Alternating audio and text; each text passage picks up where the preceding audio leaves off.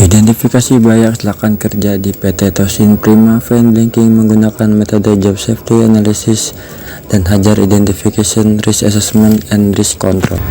PT Tosin Prima Fan Banking merupakan perusahaan yang bergerak di bidang produksi otomotif dengan proses produksi menggunakan mesin fan banking, belt stander, CNC lathe, milling, mesin press AIDA, rotary grinding, dan mesin brus yang beralamatkan di Jalan Margomulyo Indah C1 Surabaya, Jawa Timur. Produk yang diproduksi oleh perusahaan ini sebagai berikut: injection timing, ABS rotor sensor, flank, gear kickstarter. Kegiatan di bawah ini mempunyai resiko yang sangat tinggi dan sangat berbahaya. Pertama, mesin fan banking adalah mesin press yang mempunyai tekanan atau pressure sebesar 800 sampai 1100 ton, berfungsi sebagai pencetak produk dari bahan baku koil atau gulungan plat besi, diproses di mesin fan banking sehingga menjadi produk. Belt sander bertujuan untuk menghaluskan permukaan produk. CNC lathe bertujuan untuk memberi chamfer dan membuat groove pada produk. Milling bertujuan untuk memberi chamfer pada lubang yang telah ditentukan pada produk. Mesin press AIDA adalah mesin press namun berbeda dengan mesin fan banking yang mempunyai pressure atau tekanan 800 sampai 1100 ton. Mesin AIDA ini hanya mempunyai tekanan atau pressure 30 sampai 45 ton yang bertujuan untuk membuat chamfer pada hole atau lubang produk. Rotary grinding berfungsi untuk mengurangi ketebalan produk sekaligus memperhalus permukaan produk. Selanjutnya adalah mesin brus, berfungsi untuk menghilangkan duri sisa dari proses bubut.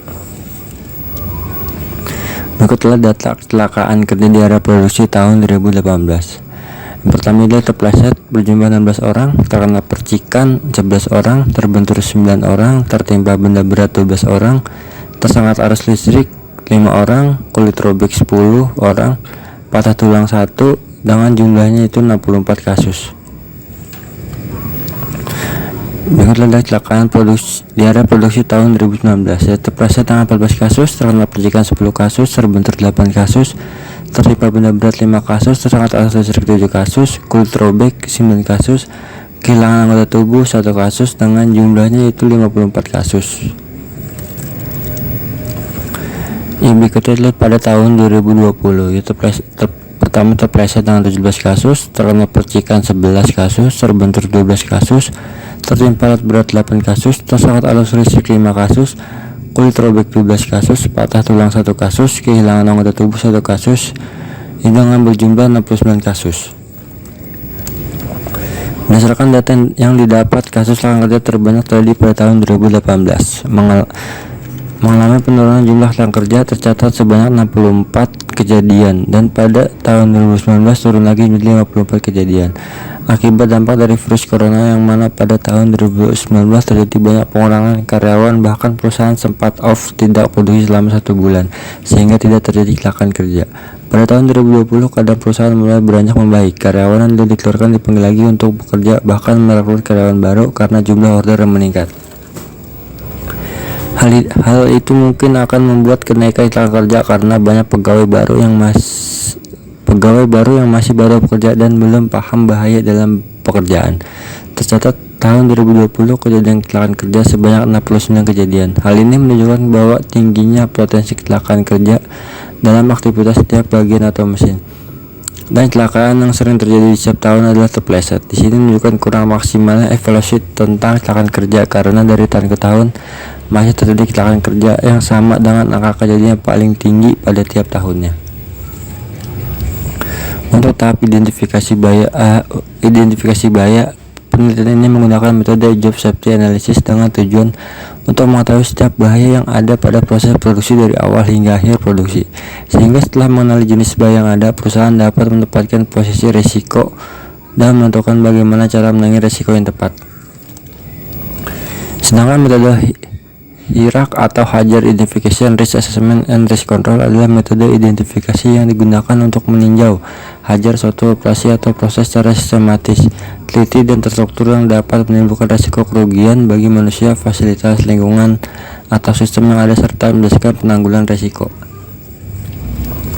Pertama, Job Safety Analysis. Menurut Friend and Co 2006, JSA adalah sebuah teknik analisis bahaya yang digunakan untuk mengidentifikasi bahaya yang ada pada pekerjaan seseorang untuk mengembangkan pengendalian yang tepat untuk mengurangi risiko. Kedua yaitu hazard. Menurut Supriyadi dan kawan-kawan 2017, hazard atau bahaya adalah suatu kondisi atau tindakan atau potensi yang dapat menimbulkan kerugian terhadap manusia, harta benda, proses, ataupun lingkungan. Bahaya adalah sumber atau sebuah situasi yang membahayakan dan memiliki potensi untuk menyebabkan kecelakaan atau penyakit pada manusia, merusak peralatan, dan merusak lingkungan. Halim dan kawan-kawan 2016. Menurut Department of Occupational Safety and Health Malaysia 2008, dalam pelaksanaan HIRAK memiliki tujuan sebagai berikut. Pertama, mengidentifikasi semua faktor yang bisa menyebabkan kerusakan terhadap pekerjaan dan lain-lain. Kedua, kemungkinan perusahaan akan merencanakan, memperkenalkan, dan memantau langkah pencegahan supaya bisa memastikan bahwa risiko dikendalikan secara memadai. Berikut adalah tabel likelihood.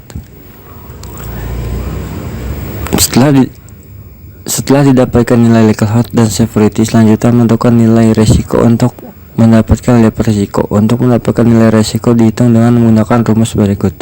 Risk sama dengan likelihood dikali severity. Nilai risiko selanjutnya dimasukkan ke dalam risk metric untuk mengetahui level risiko dari bahaya yang telah teridentifikasi. Skala risk metric dapat lihat pada tabel di bawah ini. Keterangan: apabila berwarna hijau yaitu low risk, risiko dapat diterima. Pengendalian tambahan tidak diperlukan dengan nilai risiko 1-4. Kuning, moderate risk, memerlukan pendekatan yang direncanakan untuk mengendalikan bahaya dan berlaku tindakan sementara jika diperlukan dengan nilai risiko 5-12. Yang ketiga itu merah atau high risk. Kegiatan tidak boleh dilaksanakan atau dilanjutkan sampai risiko telah direduksi. Jika tidak memungkinkan mereduksi risiko, maka pekerjaan harus segera dihentikan dengan nilai risiko 15-25. Berdasarkan hasil dari penelitian dengan menggunakan metode job safety analysis dan hazard identification, risk assessment, and risk control pada perusahaan PT Tosin Prima Fan Banking, maka dapat diambil kesimpulan bahwa identifikasi bahaya menggunakan metode jasa terjadi karena faktor manusia, mesin, dan manajemen. Sedangkan hasil penilaian risiko dengan menggunakan metode HIRAK dapat diketahui nilai risiko bahaya kecelakaan high risk atau risiko tinggi terletak di mesin FW 800 ton milling, mesin AIDA, dan rotary grinding. Hasil penilaian risiko dengan menggunakan metode HIRAK didapat usul penilaian risiko kecelakaan yang ada di setiap mesin yang mempunyai kategori bahaya high risk atau risiko tinggi. Terima kasih.